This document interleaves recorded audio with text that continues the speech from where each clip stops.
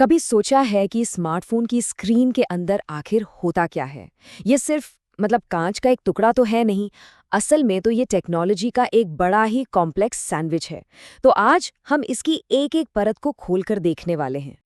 तो सवाल ये है कि एक अच्छी फोन स्क्रीन बनती कैसे है। Super retina XDR, dynamic AMOLED 2X, ये सब नाम तो सुने ही होंगे, पर इनका असल में मतलब क्या है? चलिए इस मार्केटिंग के शोर को जरा साइड में रखते हैं और सीधे टेक्नोलॉजी की बात करते हैं। देखिए, हर स्क्रीन के दिल में ना एक बुनियादी लड़ाई चल रही है। ये है पिक्सेल्स की लड़ाई। सारी कहानी बस इस बात पर टिकी है कि स्क्रीन रोशनी कैसे बनाती है, और यहीं से दो बिल्कुल अलग टेक्नोलॉजीज का रास्ता शुरू हो जाता है। तो पहले हैं LCD यानी लिक्विड क्रिस्टल डिस्प्ले। इसे ऐसे समझिए जैसे खिड़की पर कोई पर्दा लगा हो। पीछे ना हमेशा एक बैकलाइट जलती रहती है, सूरज की तरह कांस्टेंट। और उसके आगे ये जो लिक्विड क्रिस्टल्स हैं वो छोटे छोटे पर्दों का काम करते हैं। वो खुलते हैं, बंद होते हैं और रोशनी को कंट्रोल करते हैं। ये एक भरोसेमंद टेक्नोलॉजी है, हाँ, पर इसकी अपनी कुछ सीमाएं भी हैं। और फिर आता है OLED यानी ऑर्गेनिक लाइट एमिटिंग डायोड। अब यहाँ कोई बैकलाइट है ही नहीं। इसकी जगह हर एक पिक्सल, सोचिए हर एक पिक्सल अपने आप में एक छोटा सा बल्ब है। वो खुद जल सकता है या फिर पूरी तरह से बंद हो सकता है। और यही यही इसका सबसे बड़ा फर्क है। तो इसका मतलब क्या हुआ? सीधा सा मतलब है, OLED में जब एक पिक्सल को बंद किया जाता है तो वो पूरी तरह से बिल्कुल काला हो जाता है। कोई लाइट लीक नहीं होती। इससे वो गहरा, एकदम सच्चा वाला काला रंग मिलता है, जो LCD में मिलना मुमकिन ही नहीं है। और हाँ, क्योंकि सिर्फ जरूरत के पिक्सल्स ही जल रहे हैं तो ये बैटरी भी बचाता है। बस एक ही बात है, ये टेक्नोलॉजी थोड़ी महंगी पड़ती है। अच्छा, अब ये AMOLED, super AMOLED, dynamic AMOLED, ये सब नाम भी तो सुने होंगे। इनको ना OLED के अलग अलग फ्लेवर समझिए। मतलब बेसिक रेसिपी तो वही है, बस कुछ सुधार कर दिए गए हैं। जैसे बेहतर पिक्सल कंट्रोल के लिए, या स्क्रीन में ही टच सेंसर जोड़ दिया, या फिर और भी शानदार रंगों के लिए सपोर्ट दे दिया। हैं सब एक ही परिवार के, बस थोड़ी एक्स्ट्रा पावर के साथ। लेकिन देखिए, एक शानदार स्क्रीन सिर्फ रंगों की कहानी तो नहीं है, है ना? कहानी इस बात की भी है कि जब उसे इस्तेमाल करते हैं तो वो कितनी स्मूथ लगती है, या फिर बाहर तेज धूप में कितनी साफ दिखती है। तो चलिए अब जरा परफॉर्मेंस और क्वालिटी की बात करते हैं। कभी ये सोचा है कि कुछ फोन की स्क्रीन दूसरों के मुकाबले एकदम मक्खन जैसी स्मूथ क्यों चलती है? ये सब रिफ्रेश रेट का कमाल है। देखिए, सालों तक 60 हर्ट्ज ही स्टैंडर्ड था। इसका मतलब है कि स्क्रीन पर इमेज हर सेकंड 60 बार बदलती थी।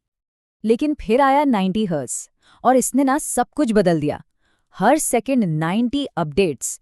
इसके साथ स्क्रोलिंग और एनिमेशंस बहुत बहुत ही ज्यादा फ्लूइड महसूस होने लगे। ये एक छोटा सा बदलाव था, लेकिन इसने फर्क बहुत बड़ा पैदा किया। और आजकल तो कई हाई एंड फोन्स में 120 हर्ट्ज तक मिलता है। मतलब हर सेकंड 120 अपडेट्स। ये गेमिंग और फोन चलाने के पूरे एक्सपीरियंस को इतना स्मूथ बना देता है कि यकीन मानिए, एक बार इसकी आदत हो जाए ना तो वापस 60 हर्ट्ज पर जाना बहुत मुश्किल लगता है। अच्छा, कभी तेज धूप में फोन पर कुछ पढ़ने में मुश्किल हुई है? बिल्कुल हुई होगी।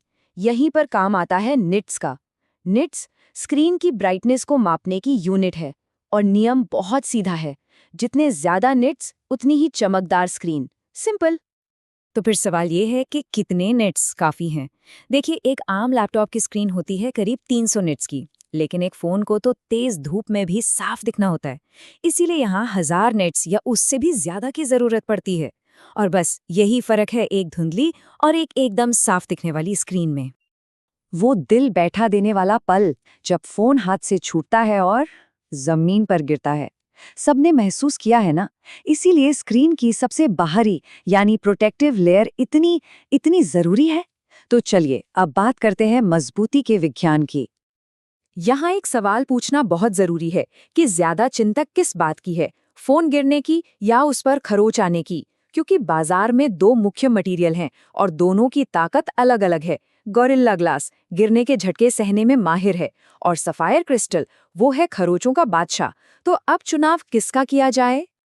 तो फिर एप्पल का ये सिरेमिक शील्ड क्या चीज़ है? इसे ना गोरिल्ला ग्लास और सफायर क्रिस्टल का एक तरह का बेस्ट कॉम्बिनेशन समझिए।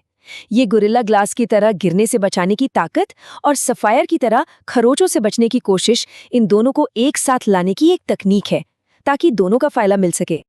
लेकिन आज की स्क्रीन्स सिर्फ खूबसूरत और मजबूत ही नहीं है, वो अब पहले से कई ज्यादा होशियार भी हो रही हैं।